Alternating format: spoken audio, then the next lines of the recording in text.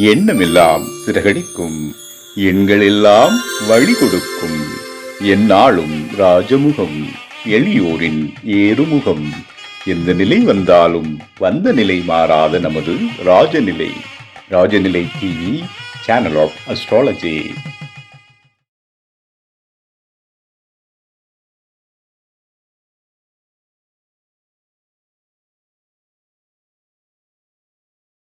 வாழ்க வையகம், வாழ்க வையகம், வாழ்க வளமுடன். அம்மா அப்பா பாதம் பணிந்து வணங்குகிறேன். ஜோதிட குருமார்களுக்கும் நவகிரகங்களுக்கும் பஞ்சபூதங்களுக்கும் பிரபஞ்சத்திற்கும் குலதெய்வத்திற்கும் இஷ்ட தெய்வத்திற்கும் என் அன்பான வணக்கம். கதிரவன் மதியும் அங்காரகன் முந்தியும் கருணை உள்ள சுரதம் குருவும் காரவன் காரியும் ராகுவும் கேதும் கருதுமிகு சுகமாக 11ஆம் இடம் வந்து உச்சநிலை என்று பரிவோடு மந்தால் செய்யமன்றோம். உலகெங்கும் உள்ள ராஜநிலை டிவி ரசிக பெருமக்கள் அனைவருக்கும் உற்சாகமான காலை வணக்கம். இன்று பிறந்தநாள் மற்றும் திருமணநாள் கொண்டாடும் அனைவருக்கும் ராஜநிலை டிவி சார்பாக வாழ்த்துக்களை தெரிவிப்பது உங்கள் ராஜநிலை எண்கணித வித்தகர் லால்குடி செந்தில்.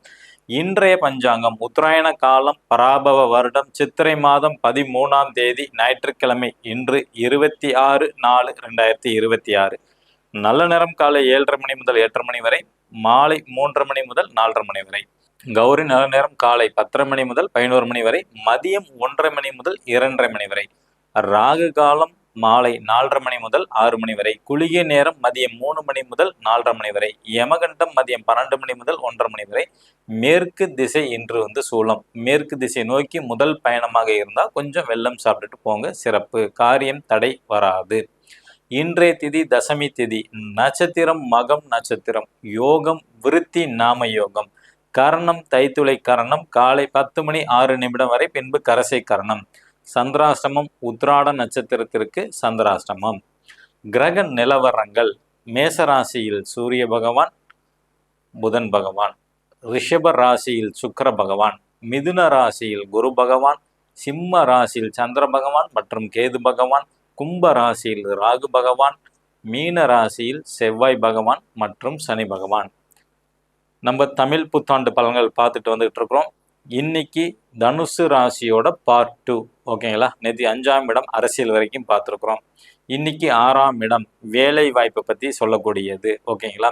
இப்போ தனுசு ராசிக்கு 6ஆம் அதிபதியான சுக்கிரன் வருட பிறப்பு அன்னைக்கு வந்து பார்த்தீங்கன்னா 5ல் வந்து சுயசாரம் பெற்று பரணி நட்சத்திரத்தில் பயணம் செஞ்சுக்கிட்டு இருக்கிறாங்க. ஓகேங்களா. இந்த 6ஆம் இடத்தை சனி பகவானோட பார்வையில் இந்த வருடம் இருக்கு. ஓகேங்களா.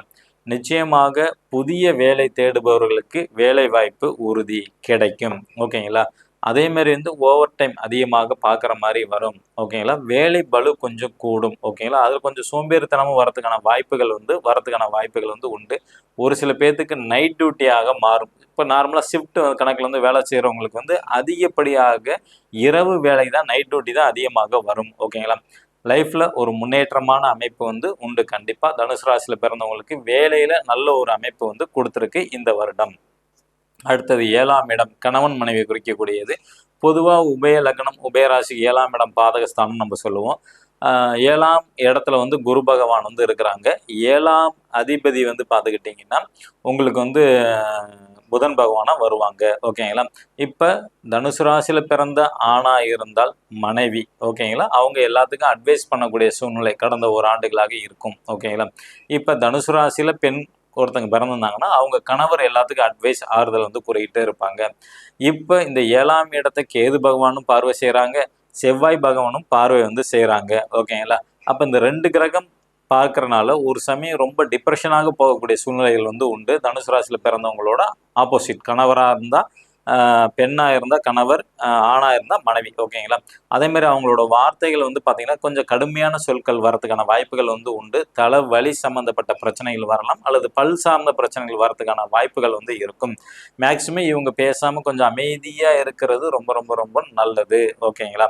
அடுத்தது திருமண வாய்ப்பு எப்படி இருக்கும் தனுசு ராசிக்கு அப்படின்னு கேட்டிங்கன்னா, காதலிக்கிறவங்களுக்கு திருமணம் வந்து கை கொடுக்கும். ஓகேங்களா. நார்மலாக பேரண்ட்ஸ் பெற்றவங்க பார்த்து பண்ணக்கூடிய கல்யாணம்ங்கிறது ஒரு தடை தாமதம் வந்து ஏற்படும். ஓகேங்களா. இந்த தமிழ் புத்தாண்டு சித்திரை மாதத்தில் ஒரு தடை வரதுக்கு வாய்ப்புகள் வந்து உண்டு. அடுத்த 10ஆம் இடம்ங்கிறது வந்து தொழில் மற்றும் மாமியாரை குறிக்கக்கூடிய இடம். ஓகேங்களா. இந்த 10ஆம் அதிபதியான புதன் நீசமாகறாங்க. ஓகேங்களா. இந்த வருட பிறப்பன்னைக்கு வந்து நீச நிலைமையில் வந்து இருக்கிறாங்க. அதுவும் சனி பகவான் சாரத்தில் வந்து இருக்கிறாங்க. ஆனால் அதோட பார்வை 10ஆம் இடத்தை வந்து விழுது. கண்டிப்பாக தொழில் வந்து இருக்கும், அதுல எந்த மாற்று கருத்தும் கிடையாது. ஆனா கவனம் தேவை. ஏன்னா வரி ஏய்ப்பு வந்து செய்வாங்க. தனுசு ராசியில பிறந்தவங்க வரி கட்ட மாட்டாங்க. மந்த்லி ஒன்ஸ் நீங்க கட்டக்கூடிய பணமா இருந்தாலும் சரி, அல்லது சில பேர் வந்து பாத்துக்கிட்டீங்கன்னா இபி பில் அல்லது தண்ணி வாட்டர் கட்டக்கூடிய பில்லு, இந்த மாதிரி வந்து பாத்தீங்கன்னா கவர்மெண்ட் செலுத்த வேண்டிய வரி கட்ட முடியாம மறந்துருவாங்க. அது கட்டக்கூடாதுன்னு கிடையாது, ஒரு மறதி ஜாஸ்தியால மிஸ் பண்ணிடுவாங்க, அதனால ஃபைன் கட்டுற மாதிரி வரும். ஓகேங்களா, அதை கொஞ்சம் கவனமாக இருக்க வேண்டும். தனுசு ராசியில பிறந்தவங்க நீதி நேர்மையா இருந்தீங்கன்னா கண்டிப்பாக தொழிலில் வந்து அடுத்த கட்டத்துக்கு போக முடியும். ஏன்னா உங்க தொழில் ஸ்தானத்துல சனி பகவான் பார்க்குறாரு, தனுசு ராசியவும் சனி பகவான் பார்க்க இருக்கிறாங்க. இந்த 2 வருஷம் பார்த்துக்கிட்டு இருக்கனால கொஞ்சம் கவனமாக இருப்பது நல்லது.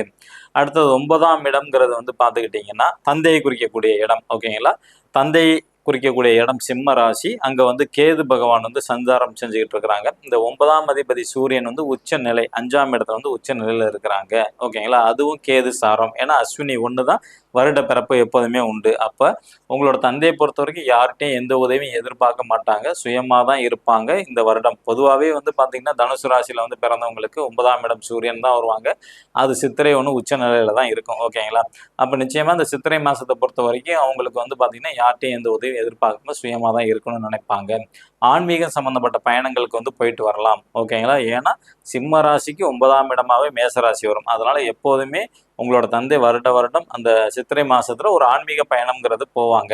இப்ப அங்க கேது இருக்கனால சின்ன சின்ன விரக்தி, குடும்பத்துல வந்து சின்ன சின்ன குழப்பங்களை வந்து வரக்கூடிய சூழ்நிலைகள் வரும். அவங்க எந்த காரியம் செஞ்சாலும் தடை தாமதம் வந்து உண்டு. அதுக்கப்புறம் கண்டிப்பாக வர அக்டோபர் மாசத்துக்கு மேல சிறப்பாக இருக்கும். அடுத்து வந்து 11ஆம் இடம் மூத்த சகோதர சகோதரி அல்லது மருமகன் மருமகளை வந்து குறிக்கக்கூடிய இடம். ஓகேங்களா, இந்த 11ஆம் இடம் அப்படிங்கிறது வந்து சுக்கிரனா வருவாங்க. அவங்க 5ஆம் இடத்துல இருந்து தன்னோட வீட்டையே பாக்குறாங்க. ஓகேங்களா, ஸோ இந்த 11ஆம் வீட்டை வேற யார் யாரெல்லாம் பார்க்குறா அப்படின்னு பார்த்தோம்னா கேது பகவான் பார்க்குறாங்க ஃபர்ஸ்ட். அடுத்து செவ்வாய் வந்து 8ஆம் பார்வையாக பார்க்குறாங்க, சூரியனும் பார்க்குறாங்க, சுக்கிரனும் பார்க்குறாங்க அந்த 11ஆம் இடத்தை, ப்ளஸ் குருவும் பார்க்குறாங்க. அப்போ இவங்களை பொறுத்த வரைக்கும் இந்த தனுசு ராசியில் பிறந்தவங்களோட அண்ணன் அக்கா ப்ளஸ் மருமகன் மருமகள் இவங்களோட கேரக்டரை வந்து இந்த வருஷம் புரிஞ்சிக்கவே முடியாது. ஏன்னா ஒன்றுக்கும் மேற்பட்ட கிட்டத்தட்ட 5 கிரகங்கள் பார்க்குறாங்க. சூரியன் பார்க்குறாங்க, செவ்வாய் பார்க்குறாங்க, புதன் பார்க்குறாங்க, குரு கேது, இந்த மாதிரி 5 கிரகங்கள் பார்க்கறனால இவங்களோட தன்மையே கொஞ்சம் மாறி தான் இருக்கும். ஓகேங்களா, அவ்வளோ சீக்கிரத்தில் புரிஞ்சு கொள்ள முடியாது. ஓகேங்களா, அதே மாதிரி இவங்க செய்யக்கூடிய தவறுகள் வந்து பார்த்துக்கிட்டிங்கன்னா அவங்க பார்ட்னர், ஓகேங்களா, இப்போ அண்ணன் இருந்தால் அண்ணி, அக்காவா இருந்தா மாமா, ஓகேங்களா, அவங்களுக்கு வந்து பார்த்துக்கிட்டிங்கன்னா இது வந்து பெரிய லெவலில் வந்து பெருசா வந்து தெரியாது. ஆனா மற்றவங்களுக்கு வெளிச்சம் போட்டுற காட்டுற மாதிரி வந்துடும். ஓகேங்களா, இது வரைக்கும் அவங்க தவறுகள் செஞ்சுட்டு இருந்தாங்கன்னா இந்த சூரிய பார்வையில எல்லாம் வெளிச்சத்துக்கு வந்துடும். ஓகேங்களா, இவங்களுக்கு ஏற்கனவே பேர் புகழ் அந்தஸ்தெல்லாம் கிடைக்கும், அதை தவறான வழியில பயன்படுத்தணும்னு நினைச்சாங்கன்னா மாட்டிக்குவாங்க. அடுத்தது பதவி உயர்வு கிடைக்கும்னா நிச்சயமா கிடைக்கணும். 5 கிரகங்கள் பார்த்துக்கிட்டு இருக்கிறனால கண்டிப்பாக இவங்களுக்கு வந்து பதவி உயர்வுங்கிறது நிச்சயமாக உண்டு. அடுத்தது வந்து வெளிநாட்டு வாய்ப்பு கிடைக்குமா அப்படின்னு ஒரு கேள்வி உண்டு. ஓகேங்களா, பொதுவாக 12ஆம் இடம் வெளிநாடு குறிக்கக்கூடியது. அந்த அதிபதிங்கிறது செவ்வாய் வந்து 4ஆம் இடத்துல சனி பகவான் சாரத்தில் வந்து இருக்கிறாங்க. ஸோ அந்நிய தேசத்துக்கு போறதுக்கான வாய்ப்புகள் தனுசு ராசியில பிறந்தவங்களுக்கு நிச்சயமாக உண்டு. நாளைக்கு நம்ம மகர ராசிக்கு எப்படி இருக்குன்னு பார்ப்போம். புதுசா பார்க்கக்கூடிய நண்பர்கள் இந்த மாதிரி ஒரு பர்மனன்ட் மார்க்கர் வாங்கிக்கிங்க. ஓகேங்களா, நம்ம ராஜநிலை அதிர்ஷ்டமான எண்ணை மணிக்கட்டில் வந்து எழுதணும். எழுதும் போது உங்களோட கோரிக்கையை நினைச்சுங்க, கண்டிப்பாக 100 நாள் நடக்கும். ஓகேங்களா, ஒவ்வொரு ராசி அல்லது லக்னம். ஓகேங்களா, ஏன்னா ஒரு சில பேர் ராசி ஒன்று லக்னம் ஒன்றா இருக்கும், மாறி இருக்குன்னு வச்சுங்களேன். இப்போ கன்னியா ராசியில பிறந்திருப்பாங்க, சிம்ம லக்னமா இருப்பாங்க, எந்த நம்பர் சார் எழுதுறது அப்படின்னு கேட்பாங்க. சிம்ம லக்னத்துக்கு ஃபர்ஸ்ட் லக்னத்துக்கு முக்கியத்துவம் கொடுங்க. ஏன்னா இதை எழுதி நிறைய பேர் வந்து பார்த்துக்கிட்டிங்கன்னா நிறைய வாழ்க்கையில் வந்து மாற்றங்கள் நடந்திருக்குன்னு மெசேஜ் போட்டுருக்குறாங்க. ஓகேங்களா, ஒரு சில பேர் அரியர் இருந்ததெல்லாம் ஒரே டைமில் வந்து நாங்கள் 5 அரியருமே கிளியர் பண்ணியிருக்கோன்னு இருக்காங்க. ஒருத்தவங்களுக்கு வந்து உடல் ஆரோக்கியம் 20 நாளில் வந்து வெயிட் லாஸ் ஆகிருக்கு, ப்ளஸ் வந்து உடல் ஆரோக்கியம் வந்து நல்லா வந்திருக்கு அப்படின்ட்டு இருக்கிறாங்க. ஒரு சில பேர்த்துக்கு வந்து பார்த்தீங்கன்னா கல்யாண அமைப்பு வந்து கூடியிருக்கு. ஏன்னா இந்த எண்கள் எல்லாமே வந்து பார்த்துக்கிட்டிங்கன்னா இது வந்து உங்களுக்கு அற்புதமான ஒரு மிராக்கலான விஷயம் தான் செய்யும். ஓகேங்களா, ஏன்னா மணிக்கட்டில் எழுதும்போது இங்கே வந்து நாடி துடிச்சுக்கிட்டே இருக்கும், பிரபஞ்சத்தோட கனெக்ட் பண்ணிக்கிட்டே இருக்கும். ஓகேங்களா, எப்படி எழுதுறதுனா இந்த மாதிரி மார்க்கர் ஒன்று வாங்கிக்கிங்க. உங்களுக்கு என்ன தேவையோ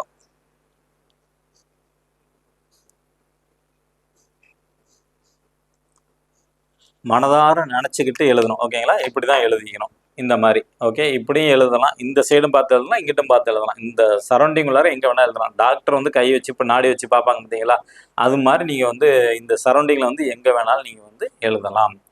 மேச ராசி அல்லது மேச லக்னத்தில் பிறந்த நண்பர்கள் இன்று பயன்படுத்த வேண்டிய ராஜநிலை அதிர்ஷ்டமான எண் 90. ரிஷப ராசி அல்லது ரிஷப லக்னத்தில் பிறந்த நண்பர்கள் இன்று பயன்படுத்த வேண்டிய ராஜநிலையின் அதிர்ஷ்டமான எண் 93. மிதுன ராசி அல்லது மிதுன லக்னத்தில் பிறந்த நண்பர்கள் இன்று பயன்படுத்த வேண்டிய ராஜநிலையின் அதிர்ஷ்டமான எண் 89. கடக ராசி அல்லது கடக லக்னத்தில் பிறந்த நண்பர்கள் பயன்படுத்த வேண்டிய ராஜநிலை அதிர்ஷ்டமான எண் 16. சிம்ம ராசி அல்லது சிம்ம லக்னத்தில் பிறந்த நண்பர்கள் இன்று பயன்படுத்த வேண்டிய ராஜநிலை அதிர்ஷ்டமான எண் 10. கன்னி ராசி அல்லது கன்னி லக்னத்தில் பிறந்த நண்பர்கள் இன்று பயன்படுத்த வேண்டிய ராஜநிலையின் அதிர்ஷ்டமான எண் 12. துலா ராசி அல்லது துலா லக்னத்தில் பிறந்த நண்பர்கள் இன்று பயன்படுத்த வேண்டிய ராஜநிலையின் அதிர்ஷ்டமான எண் 26. விருச்சிக ராசி அல்லது விருச்சிக லக்னத்தில் பிறந்த நண்பர்கள் இன்று பயன்படுத்த வேண்டிய ராஜநிலையின் அதிர்ஷ்டமான எண் 52.